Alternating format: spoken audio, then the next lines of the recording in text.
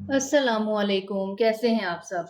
उम्मीद करती हूँ सब ठीक-ठाक होंगे। तो आज मैं आप सबके लिए बहुत ही ज़बरदस्त रेस्टोरेंट स्टाइल शनवाड़ी कढ़ाई की रेसिपी लेकर आई हूँ। तो यहाँ पर सबसे पहले मैं एक पैन रख लूँगी चूल्हे पे और अब मैं चूल्हे को ऑन कर लूँगी, ठीक है?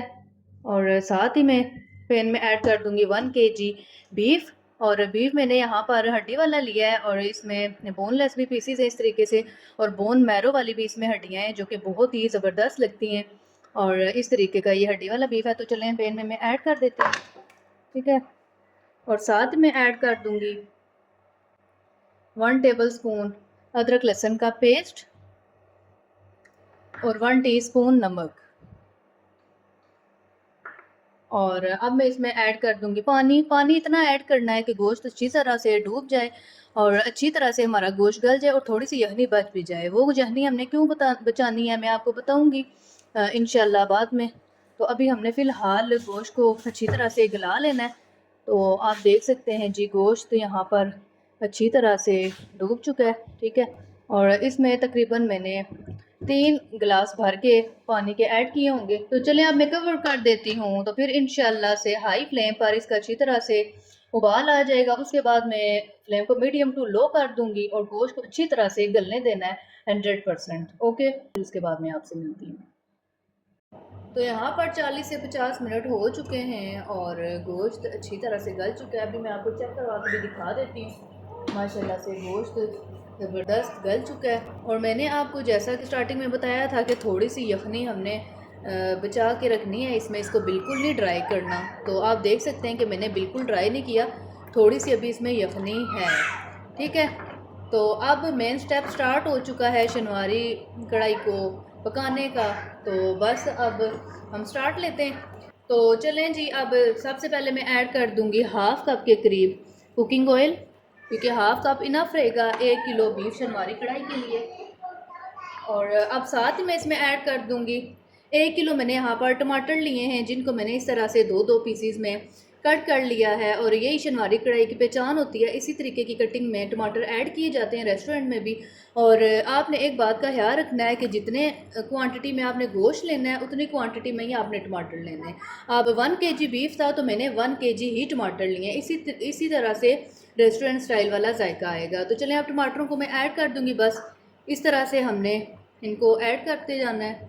तो यहाँ पर मैंने टमाटर सेट कर लिए हैं और अब मैं कवर कर दूंगी। और फ्लेम मेरा मीडियम टू लो ही है। गोश्त मीडियम टू लो फ्लेम पर ही गला है और अभी भी फ्लेम मीडियम टू लो है। और मीडियम टू लो फ्लेम पर अब टमाटर अच्छी तरह से गल जाएं तो फिर इंशाल्लाह उसके बाद मैं आपको दिखाती हूँ। और टमाटरों को गलने में 5 से 7 मिनट लगेंगे। तो चलें 5 से 7 मिनट के बाद मैं आपसे मिलती हूँ। तो यहाँ पर तकरीबन 5 से 7 मिनट हो चुके हैं। तो अब मैं इसका कवर उठाऊँगी और माशाल्लाह से टमाटर भी अच्छी तरह से गल चुके हैं। अब हमने इन टमाटरों की जो स्किन है वो निकाल देनी है, क्योंकि ये बहुत सॉफ्ट हो चुके हैं। तो इजीली मतलब इस तरह से ना हमने इनकी स्किन को रिमूव करते जाना है। और ये जो शनवारी कढ़ाई होती है ये टमाटरों में ही बन के तैयार होती है, इसमें इनके अलावा और कोई चीज़ ऐड नहीं होती। जो ऑथेंटिक रेस्टोरेंट स्टाइल बन के तैयार होती है ना, उसमें जस्ट टमाटर ही ऐड किए जाते हैं, बाकी प्याज वगैरह या जो कुछ भी है वो इस रेसिपी में इस्तेमाल नहीं होता। और मैंने यखनी भी इसी वजह से बचा के रखी थी। आप देख सकते हैं कि टमाटर माशाल्लाह से यखनी के होते हुए कितना इजीली गल गए। और दूसरा टमाटरों में जो गोश्त का फ्लेवर है वो भी अच्छी तरह से इस तरह से आ जाता है।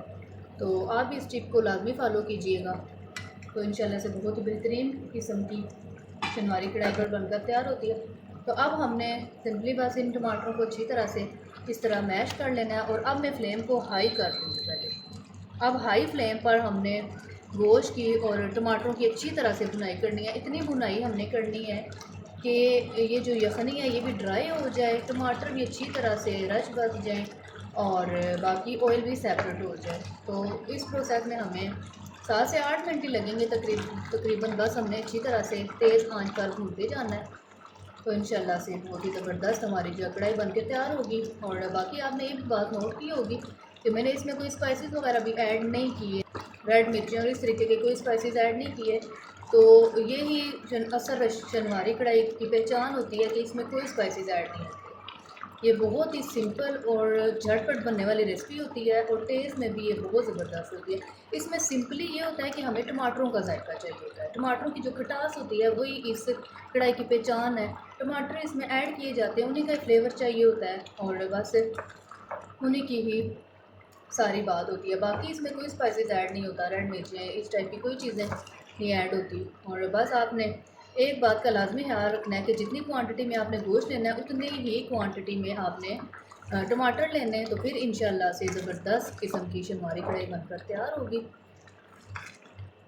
तो चलें अब मैं हाई फ्लेम पर अच्छी तरह से भून लेती हूँ टमाटरों को और गोश्त को भून लेती हूँ, फिर इंशाल्लाह मैं आपको दिखाती हूँ।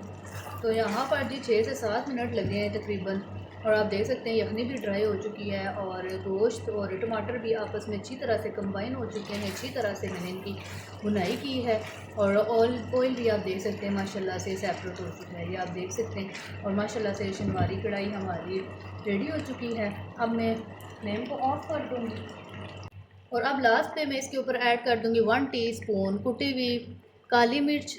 ये इसको आपने फ्रेश ही कूट के ऐड करना है क्योंकि इसकी जो फ्रेशनेस है ना वो बहुत ही अच्छी लगती है शनवारी कढ़ाई में और फ्रेश कुटी हुई जो ब्लैक मिर्च होती है उसका फ्लेवर भी बहुत अच्छा आता है। तो यहाँ पर जी मैंने ब्लैक पेपर तो ऐड कर दी है और अब मैं इसमें ऐड कर दूँगी थोड़ा सा बारीक कटा हुआ धनिया और थोड़ा सा मैंने यहाँ पर अदरक लिया लंबाई में कटा हुआ और एक हरी मिर्च को इस तरह से लंबाई में मैंने काट लिया था, इनको ऐड कर देंगे। और गार्निशिंग में तो आप अपनी मर्ज़ी से कोई भी चीज़ ऐड कर सकते हैं, जो आपको पसंद हो आप ऐड करें, जो ना पसंद हो वो ना ऐड करें। तो यहाँ पर जी माशाल्लाह आप देख सकते हैं फाइनली बहुत ही ज़बरदस्त किस्म की रेस्टोरेंट स्टाइल हमारी शनवारी कढ़ाई बन के रेडी हुई है। और रेस्टोरेंट में तो इस कढ़ाई को कढ़ाई में बनाया जाता है और कढ़ाई में सर्व किया जाता है, लेकिन बर्तन का पकाने के साथ कोई लेना देना नहीं होता। तो आप घर में किसी भी चीज़ में पका सकते हैं इजीली। बिल्कुल आपने रेसिपी को इसी तरीके से फॉलो करना है, इंशाल्लाह आपकी भी शनवारी कढ़ाई इसी तरीके से बन के तैयार होगी। तो उम्मीद करती हूँ आपको मेरी आज की रेसिपी पसंद आई होगी। तो मिलती हूँ इंशाल्लाह आपके साथ नेक्स्ट वीडियो में, तब तक के लिए अल्लाह हाफिज़।